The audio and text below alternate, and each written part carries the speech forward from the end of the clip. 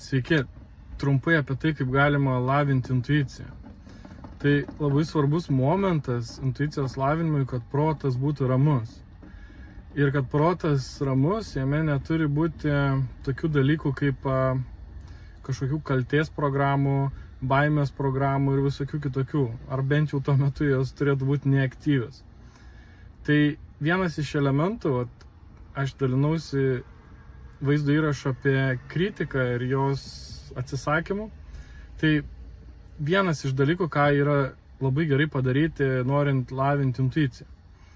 Žodžiu, kad neskiepyti to negatyvo į visur, kur mes einam ir su kuo susitinkam, yra labai gerai kaip tik atvirkščiai daryti. Siųsti visiems laimę, meilę, kažkaip sąmoningai, galim ir žodžius kartuoti, galim ir per jausmo prizmę, žymiai geriau, jeigu tai per jausmo prizmę darytume, kad kažkaip išjaus tokį gerą jausmą ir įtvirtinti savyje tą nuomonę, bent jau tuo metu, kai lavinat intuiciją, bent jau tuo metu, kad jūs norit dalyvauti šioje aplinkoje kaip geras, pozityvus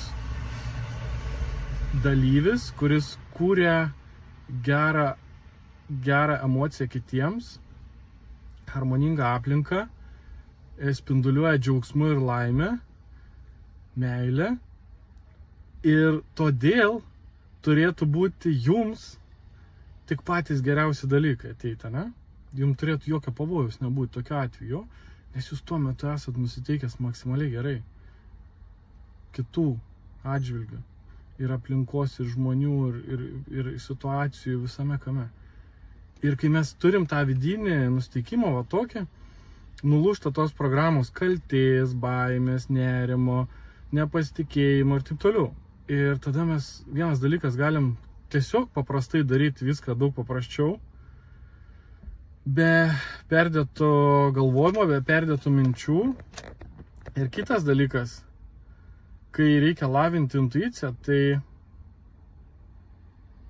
mums protas nebetrukdo priimti tų signalų,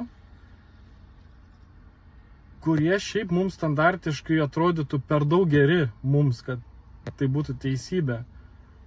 Arba protas per daug įpratęs kitaip daryti sprendimus, negu intuicija sufleruos. O kai protas atjungtas, jį leidžia atjungti, tas toks visiškas ištirpimo jausmas, toks geras, malonus, pozityvus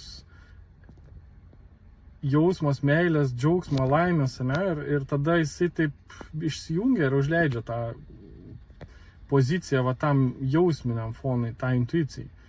Ir tada truputį pajaučiam, o gal taip daryti, o gal taip, ir bandom po truputį, ir bandom tiesiog laukti, kokia pirma mintis ateina, pagalvojus apie kažką, kaip norėtųsi daryti. Žodžiu, randam tą savo kelią, tą intuiciją kažkaip ugdyti. Tai apie tai gal vėliau plačiau, bet pirmas dalykas tai proto nuraminimas. Tai jį galima, taip kaip sakiau, nuraminti, vienas iš būdų, tikrai gerų. Ir jis tinka ne tik intuicijos lavinimui, bet ir šiaip situacijose, kurios mus kažkaip tai trikdo, kelia pasipriešinimą ir taip toliau. Tas vidinis nusteikimas leidžia labai ramiai veikti per daugybę įvairių situacijų, kurios šiaip mums nėra komfortiškos. Ir mes galim daug dalykų pasidaryti. Galim nuo ryto iki vakaro būti tokioj būsenoj ir tiesiog viską iš eilės ramiai, gražiai, maloniai ir su ramybė viduje daryti. Nes mes maksimaliai gerai nusiteikę ir reiškia, mes visur esam laukiami, priimami ir su džiaugsmu pasitinkami ir su džiaugsmu išlydimi, nes mes vis laik toj geroj emocijų ir būsenų ir nuotaikų. Tai tiesiog tą praktikuokim kasdien ir tada tai padės ir intuicijos lavinimui.